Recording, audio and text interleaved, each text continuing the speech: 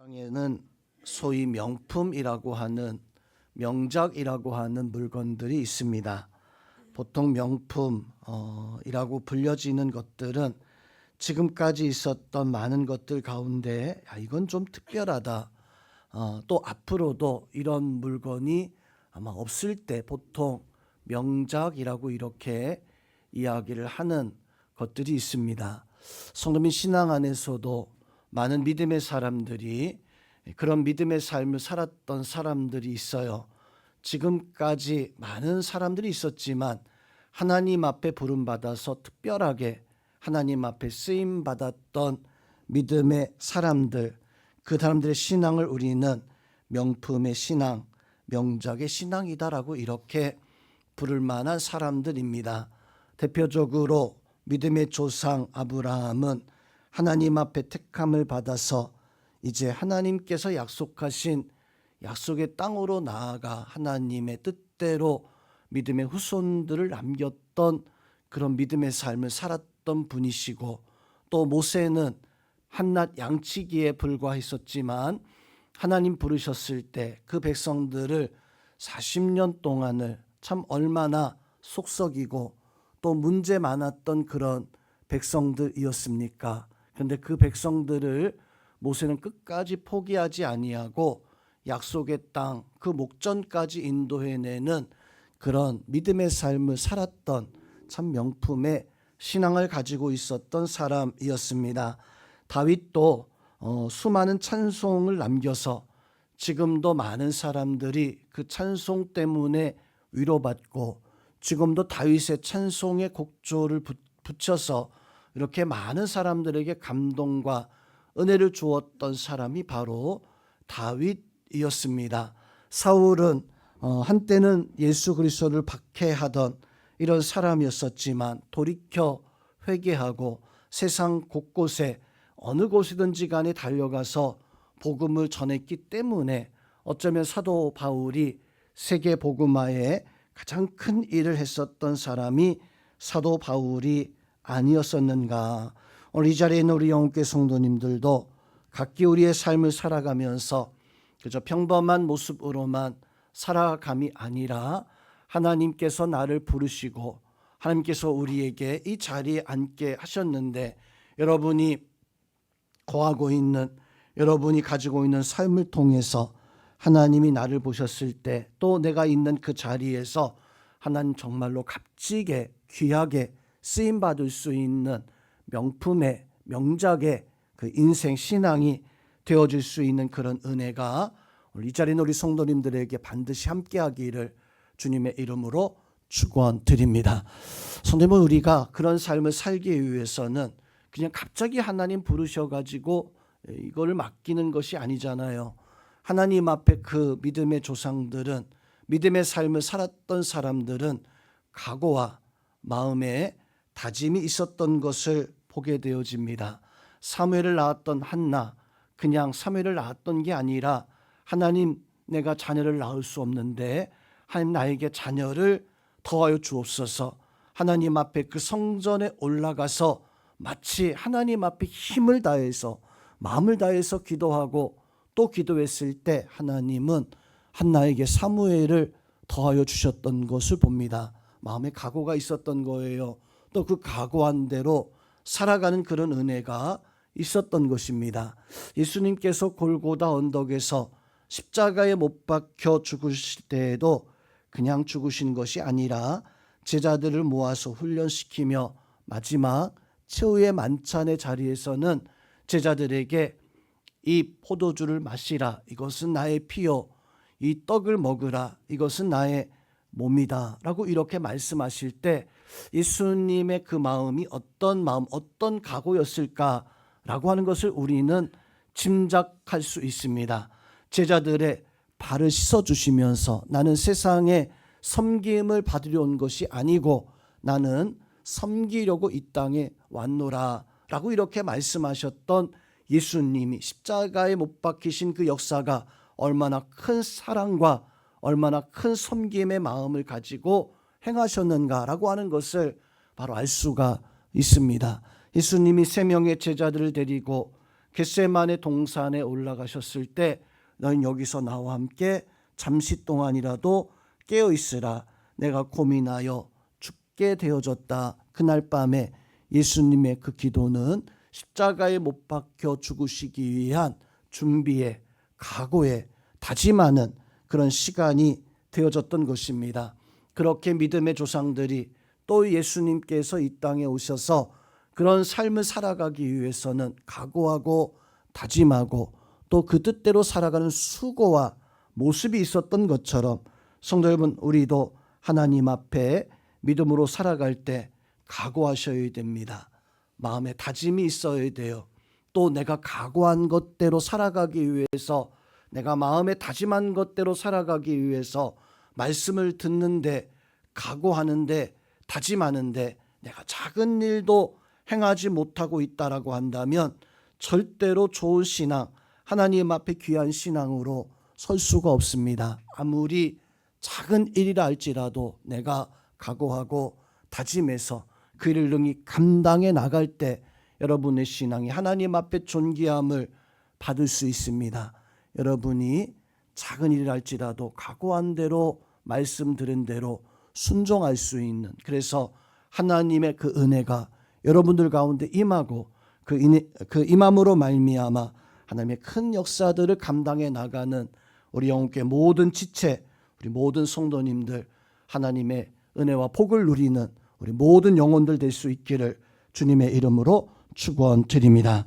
자, 오늘 말씀에서 보면 느헤미야 선지가 바로 하나님에게 이 성전을 세우는 그 사명을 가지고 이 일을 감당하는데, 느헤미야 선지가 이 일을 감당할 때 쉽지 않았어요.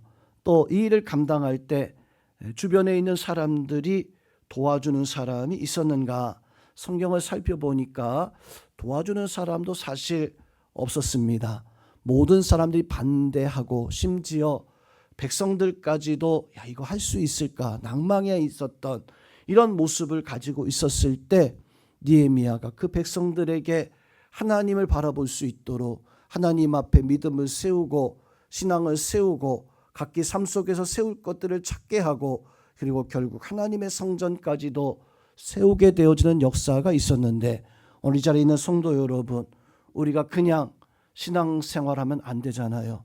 오늘 하나님 앞에 나와서 나의 삶이 하나님 앞에 정말로 굳건히 설 수 있는, 또 내가 어떤 소망과 어떤 믿음의 마음 가지고 있든지 간에 여러분이 삶 속에서 세워놓은 그 소망들이 이루어지고 우리 가족에서 원하는 그런 가정의 역사들이 세워지고 더 나아가 교회가 하나님 앞에 든든히 세워져 나갈 수 있는 그런 일에 여러분이 쓰임받고 내가 하나님 앞에 부름받을 수 있는 그런 은혜, 느헤미야처럼 도와주는 사람, 또 나에게 함께하는 사람 없다 할지라도 묵묵히 그 일을 감당함으로 말미암아 하나님 앞에 인정받는 믿음의 성도들이 되시기를 주님의 이름으로 축원드립니다. 오늘 느헤미야 어떻게 하나님의 그 역사들을 감당할 수 있었을까? 어떻게 하나님 앞에 이 백성들을 세우고 하나님의 성전을 세울 수 있는 그런 역사를 느헤미야는 감당을 할 수 있었을까요? 첫 번째로 우리의 삶의 장애물이 있습니다. 이런 삶의 장애물들을 제거할 수 있어야 돼요. 느헤미야도 그런 장애물들을 제거하면서 그렇게 하나님의 큰 일들을 감당하는데, 느헤미야가 이렇게 겪게 되어지는 그 어떤 여러 가지 난관 가운데 한 가지는 바로 육체적인 현실적인 어떤 삶 속에서 또 정치적인 그런 현실에 있었던 그런 장애물들이 이 느헤미야를 참 괴롭고 힘들게 했었다라고 하는 것을 오늘 말씀 속에서 바로 보여주고 있습니다. 느헤미야가 이제 하나님 앞에 이 성전을 세우고자 했을 때 오늘 1절 말씀에서 보니까 산발랏, 그 땅의 관리였습니다. 이 산발랏이 느헤미야에게 너 누구의 허락을 받고 너 누구 마음대로, 1절 말씀에서 산발랏이 느헤미야를 마치 조롱하듯 그렇게 등장합니다. 1절 말씀을 보세요. 1절 말씀 속에 산발랏이 어떻게 비유하고 있습니까? 어떻게 말씀을 하고 있습니까? 산발랏이 우리가 성을 건축한다 함을 듣고 크게 분노하여 유대 사람들을 비웃었다. 우리가 이 성을 건축한다고 했을 때 크게 우리를 비웃었다, 분노하였다라고 이렇게 말씀을 해주고 있습니다. 그렇게 크게 비웃으며 분노하면서 2절 말씀에서 산발랏이 자기 형제들과 사마리아 군대 앞에 서서 사마리아 군대를 동원해서 형제들 불러서 조직적으로 이 일을 방해하기 시작한 거예요. 그렇게 방해하면서 어떤 말로 조롱을 하게 되어집니까? 2절 말씀 중간에 한번 보세요. 이 미약한 유대 사람들이 하는 일이 무엇인가? 스스로 견고하게 하려는가? 제사를 드리려는가? 하루의 일을 마치려는가? 불탄 돌을 흙무더기에서 다시 일으키려는가 하고, 힘도 없는 이 사람들이 포로 생활하다가 이제 겨우 돌아와서 한다는 것이 하나님의 성전을 세운다고 하는데, 쟤들이 너희들이 그것을 할 수 있겠느냐? 힘이 있냐? 능력이 있냐? 저 흙에 타버린 흙에 있는 그 돌들을 캐내서 하나님의 성전을 세우고 제사를 과연 너희가 드릴 수 있겠느냐? 산발랏이 이 백성들 향해서 느헤미야에게 했던 말은 지극히 현실적인 말이었었어요. 지극히 당연한 그런 이야기였었어요. 성도 여러분, 우리가 신앙의 삶을 살면서 세상의 많은 사람들이 정말 현실적인 지극히 당연한 어떤 이런 이야기들 앞에 우리는 좌절하고 절망하기도 합니다. 성도 여러분, 우리는요, 현실 앞에서, 그런 일들 앞에서 우리는 좌절하거나 절망치 않아야 됩니다. 이 산발랏이 한 가지 놓치고 있었던 사실이 있었어요. 바로 그것은 느헤미야가 누구인가라고 하는 그것을 알지 못하고 있었다라고 하는 사실입니다. 하나님은 느헤미야를 선지자로 불러서 그에게 사명을 더해 주시고 그 사명을 가지고 이 약속의 땅에 들어와서 하나님의 성전을 짓는 하나님의 사명 가지고 온 사람이었었습니다. 그런데 성도 여러분, 이 산발랏은요, 느헤미야를 그냥 포로 중에 한 사람, 선지자라고 하는데, 저 선지자가 과연 무엇을 할 수 있느냐? 현실 앞에서는 아무것도 할 수 없다. 그렇습니다. 현실 앞에서는 어렵고 힘들지만 우리는 현재의 모습만 보고 살아가는 사람이 아니라, 나를 세우신 사람이 누구인가? 나를 불러서 내가 지금 이 자리에 앉게 하신 그분이 과연 누구이신가? 우리는 생각해 봐야 될 것이, 현실을 바라볼 수 있는 것이 아니라 나를 불러 세우신 그 하나님을 바라볼 수 있는 그런 은혜와 역사가 바로 우리 가운데 있어야 됩니다. 현실을 바라보는 사람들이 종종 하는 말 가운데 한 가지가 무엇이냐면, 상식을 가지고 살자, 상식적인 세상을 만들자. 참 어찌 보면 상식대로 살자, 상식이 통하는 세상을 만들자 하는 말은 참 좋은 말 같아요. 참 그럴싸한 말 같아요. 그런데 그 상식이 통하는 세상, 상식을 가지고 살아가는 사람들은 참 편하게 살아갈 수 있습니다. 상식 가지고 이게 하면 돼요. 그런데 상식으로 생각해 보았을 때 이게 되지 아니하면 그냥 버리는 겁니다. 그냥 그 일을 하지 않는 것, 그것이 상식을 가지고 살아가는 사람들, 그 사람들의 모습일 것입니다. 다윗이 골리앗과 전쟁을 했을 때 그때 이스라엘 백성들은 참 상식적인 사람들이었었어요. 사무엘 왕이 그 이스라엘 군사들에게 한 가지 조건을 내밀게 되어집니다. 이 골리앗이 너무 강하고 담대하니까 이 골리앗을 어떻게든 좀 무너뜨리면 우리가 이 전쟁에서 승리할 수 있을 것 같은데 라고 하는 그런 마음에 그 군사들에게 조건을 달죠. 저 골리앗을 죽이기만 한다면, 저 골리앗을 넘어뜨리기만 한다면 내가 그 사람에게 이 나라의 절반이라도 내어주겠다. 내 딸을 너에게 주어서 이 나라의 부마로 내가 삼아주겠다라고 하는 그런 약속을 해주게 되어져요. 그 약속은 진실이었습니다. 그런데 성도 여러분, 그런 놀라운 약속을 듣고도 어느 누구 이스라엘 군사 하나 나서지 않았습니다. 왜냐하면 상식이에요. 그건 상식이에요.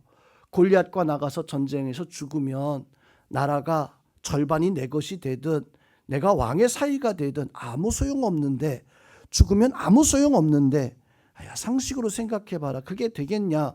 그게 할 수 있느냐? 그 모든 이스라엘 백성들은 상식으로 살아가는, 즉 상식으로 살아가는 사람들은 안 합니다.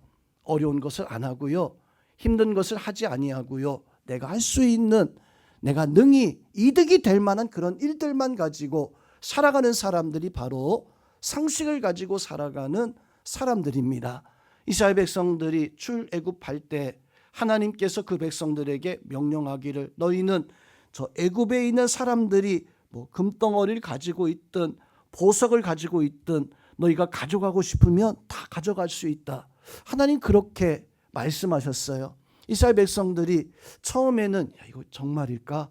우리가 가서 저 사람들의 보석을 가지고 가면 혹시 우리를 죽이거나 혹시 그것을 빼앗기지 않으려고 뭐 그런 염려가 있었는데, 가서 저 귀한 금단지가 그런 것이 가져간, 아무도 어느 누구도 그걸 뭐라고 하지 않는 거예요. 이 사람들이 신이 나서 그렇게 이 애굽에서 금은 보화를 잔뜩 짊어지고 그 출애굽할 때 얼마나 찬양하고 얼마나 감사하며 영광 돌리며 덩실덩실 춤을 추면서 성경에 나와 있어요. 그 백성이 얼마나 기뻐했는가. 그 많은 보화와 재물을 가지고 출애굽했다라고 이렇게 말씀해 주고 있습니다. 그런데 성도 여러분, 그들 앞에 상식의 문제가 벌어지기 시작합니다. 홍해 바다가 딱 가로막고 있는 거예요. 뒤에서 애굽 군사가 쳐들어오는데 이것을 상식 가지고 어떻게 해야 되는가. 내 상식에는요, 홍해 바다를 어떻게 해볼 수 없어요. 내 상식 가지고는 여기서 아무것도 할 수 없는 거예요. 아무리 많은 것을 가지고 있어도 내 상식 가지고는 그 문제 앞에 아무 해결 방법이 없었던 겁니다. 그때 모세가 이스라엘 백성들에게 이야기합니다. 너희가 왜 두려워하고 너희가 왜 원망하느냐. 뭐 상식이라는 말은 하지 않았지만 너희가 왜 그 모습, 그 마음대로 그 상식밖에 해가 된 그 모습 가지고 살아가느냐. 만군의 여호와 하나님의 이름으로 지팡이를 들어서 바로 이 홍해 바다를 내리쳤을 때, 성도 여러분, 홍해 바다는요 상식으로 그 길이 열렸던 게 아니에요. 믿음으로, 하나님의 말씀으로, 그 하나님의 능력으로 바로 그 길이 열렸던 것입니다. 우리가 그 홍해 바다를 건너가기 위해서는 상식적인 신앙, 상식을 가지고 살아가는 그 신앙의 모습, 절대로 그 홍해 바다를 건너갈 수가 없어요. 상식이 아닌 믿음 가지고 내가 살아갈 때 바다의 길이 열리고 그 길을 걸어갈 수 있는 그런 은혜가 임하는 것은 상식이 아닙니다. 내가 할 수 있는 것만, 내가 택할 수 있는 것만, 내가 행할 수 있는 것만 택하여 살아간다면 절대로 그 사람은 홍해 바다의 길을 열 수 없는 그런 신앙, 그런 모습 가지고 살아갈 수밖에 없는 것입니다. 오늘 이 자리에 나와 있는 우리 성도님들은 내 신앙이 상식의 신앙인가, 내 신앙이 정말로 하나님 주시는 믿음 가지고 살아가는 신앙인가. 산발랏은요 상식 가지고 살아가던 사람이었었지만 느헤미야는 하나님의 그 역사를 바라보며 살아가는 그런 모습을 가지고 있었던 사람이었습니다. 상식의 사람은 기도해도 응답받지 못합니다. 당연히 기도해도 홍해 바다가 갈라지지 않는 거예요. 그렇지만 믿음의 사람은 상식을 가지고 기도하는 게 아니잖아요. 여러분 기도를 어떤 마음 가지고 기도합니까? 상식 가지고 기도하는 것이 아니라 믿음 가지고 기도하고 있습니다. 그 믿음의 기도가 여러분의 삶을 바꾸고, 그 믿음의 기도가 상식을 깨뜨리고, 그 믿음의 기도가 내 현실, 나의 문제, 인생의 장애물들을 능히 깨칠 수 있는 그런 은혜와 역사가 우리 성도들 가운데 함께하기를 주님의 이름으로 축원드립니다. 자, 두 번째로 그 외형적인 장애물을 없앴다면 우리는 이제 내 마음에 장애물이 있어요. 그 장애물은 바로 불신앙이라고 하는 장애물입니다.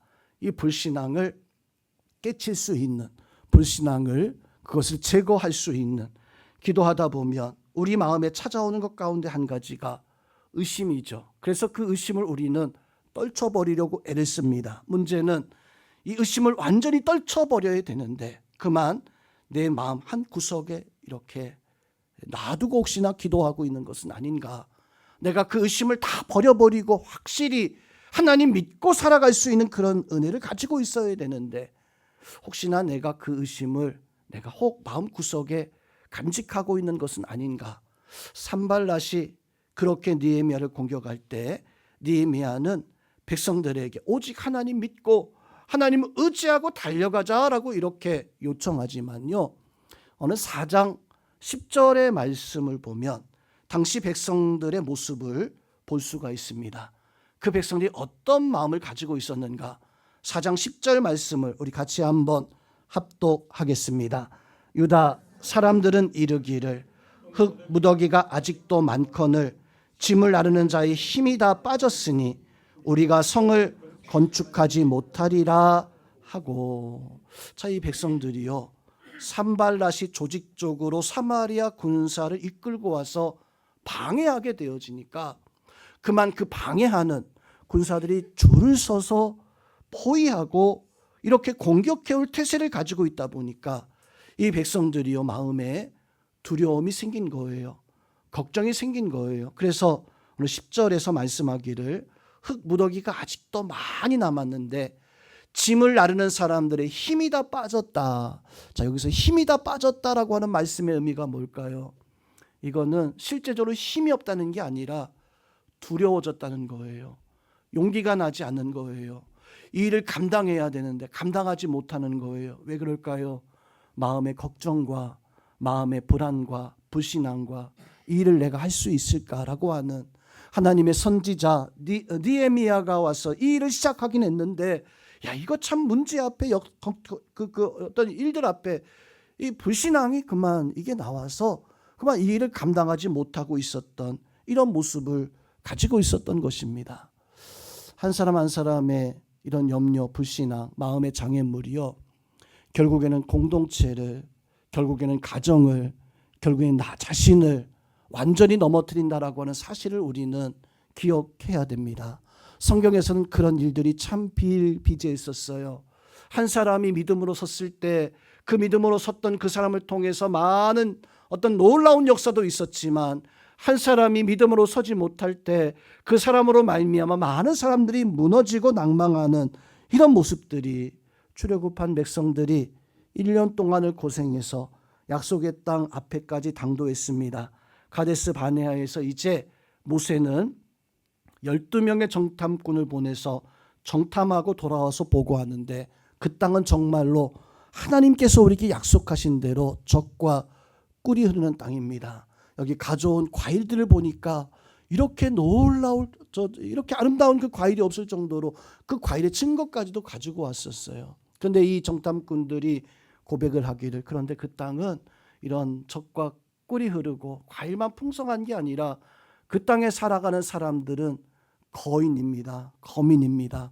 그들 앞에 우리는 메뚜기 같은 존재입니다. 그렇게 정탐의 보고를 해요. 성도 여러분, 그 정탐의 보고로 말미암아 어떤 일이 벌어집니까?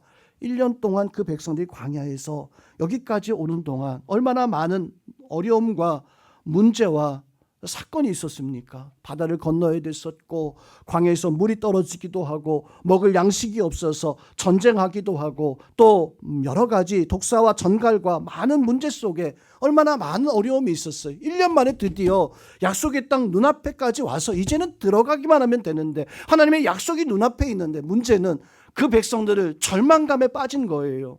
그 백성들이 불신앙에 빠진 거예요. 그 절망, 불신앙은 단 한 사람의 정탐꾼의 보고로 우리는 메뚜기 같다라고 하는 그 말 한마디에 200만이나 되어지는 모든 사람들이 그만 포기하고 그냥 애굽으로 돌아가려고 하는, 성도 여러분, 하나님이 우리에게 주시는 그 마음이 우리 가운데 있어야 됩니다. 오늘 느헤미야는 이렇게 절망해, 우리가 성전을 건축할 수 있을까라고 이렇게 낙심하고 있었던 이 백성들에게 어떤 말씀을 하셨을까요? 14절, 느헤미야가 그 백성들에게 했었던 말씀을 우리 합독하겠습니다. 14절 말씀 합독합니다. 내가 돌아본 후에 일어나서 귀족들과 민장들과 남은 백성에게 말하기를, 너희는 그들을 두려워하지 말고 지극히 크시고 두려우신 주를 기억하라. 너희 형제와 자매와 아버지와 아내와 집을 위하여 싸우라 하였느니라. 마음의 불신앙으로 가득해서 야 이거 안 되는 거야 라고 이렇게 절망에 빠져 있었던 그 백성들의 눈앞에 보이는 건 그거였었어요. 산발랏, 도비야, 사마리아 군대가 진을 치고 우리를 공격할 태세를 갖추고 언제든지 우리가 싸움에서 패하면 다 무너질 것 같은 그것만이 잔뜩 보인 거예요. 그것만 잔뜩 보고 있었던 그 백성들 향해서 느헤미야는 오늘 14절에 너희는 그것들을 보지 말아라. 너희는 저 사마리아 군대를 산발랏을 그것을 보지 말아라. 돌아서라는 거예요. 뭐라고 말씀하고 있습니까? 너희는 여호와 하나님을 바라보라. 성도 여러분, 우리가 승리하고 우리가 참다운 믿음의 이 역사로 서기 위해서 어떻게 아브라함이 그 약속의 땅으로 나아갔습니까? 그 땅을 바라봤다면 절대로 나가지 못했을 거예요. 하나님의 말씀 바라봤기 때문에 그 약속의 땅으로 나아갈 수 있는 그런 은혜가 있었고, 모세가 어떻게 40년 동안을 이 백성들을 그렇게 원망하고 불평하고 그렇게 속썩이는 그 사람들만 봤다면 모세도 절망했을 거예요. 모세도 포기했을 거예요. 그러나 모세는 그 백성들을 본 것이 아니라 만군의 하나님 여호와 그 하나님만을 바라보고 나아갈 때 40년 동안 이 백성들을 이 약속의 땅으로 인도해낼 수 있는, 다윗은 오직 하나님만 찬양합니다. 오직 하나님만 의지합니다. 어떤 어려움과 문제, 쿠데타로 반역으로 정말로 내가 절망 속에 빠졌음에도 불구하고 다윗은요 그거 보지 않았어요. 반역하는 쿠데타로 말미암아 어려움과 환난과 세상의 것들을 바라보지 아니하고 오직 다윗은 하나님만을 바라보는 그런 모습을 가지고 있었을 때 다윗이 하나님 앞에 감사하고 그 어려움 속에도 찬송하고 찬양할 수 있는, 사울이요 예수님을 바라보지 못했을 때에는 예수님 박해하던 사람이었었잖아요. 그런데 그 예수님에게서 그 박해하던 그 마음에서 돌이켜서 예수님을 나의 하나님으로 바라보기 시작했을 때 자기의 모든 생명을 다해서 땅끝까지 나아가 복음을 전하는 그 예수 그리스도의 말씀대로 세상 곳곳 어딘지 간에 그 길을 향해서 나아갈 수 있는 그런 모습을 가질 수 있었던 것, 마음에 불신앙을 버렸던 거예요. 세상의 모습을 그것을 바라보지 아니하고 돌이켜 하나님을 바라볼 수 있는 성도 여러분, 우리가 우리의 신앙의 역사들을 세워갈 때 우리에게 필요한 게 뭡니까? 세상의 것들을 바라보면 절대요 우리의 원하는 것을, 우리의 소망과 우리의 어떤 역사들을 세울 수 없을 겁니다. 하나님을 바라볼 수 있는, 하나님을 의지할 수 있는 내 마음의 불신앙을 내려놓고 내가 뭐 할 수 있겠어? 우리 교회가 뭐 할 수 있겠어?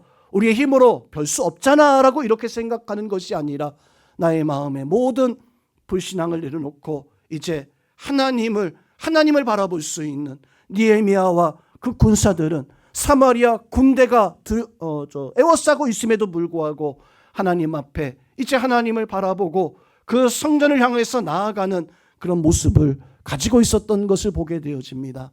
우리 성도님들도 하나님 앞에 내가 내 인생의 삶 속에 찾아오는 많은 장애물들과 많은 문제들, 그거 보지 마세요. 내 마음의 불신앙, 그거 이제 버려야 됩니다. 돌이켜서 우리 하나님만을 바라보았을 때 하나님께서 나를 세우시고 우리 가정을 세우시고 우리 공동체를 세우시고 하나님께서 우리 교회를 세우시고 하나님의 역사가 나를 통해서 세워짐으로 말미암아 큰 믿음의 귀한 신앙으로 하나님 앞에 쓰임받을 수 있는 그런 신앙으로 우리 성도님들 설 수 있는 그런 은혜가 있기를 주님의 이름으로 축원드립니다.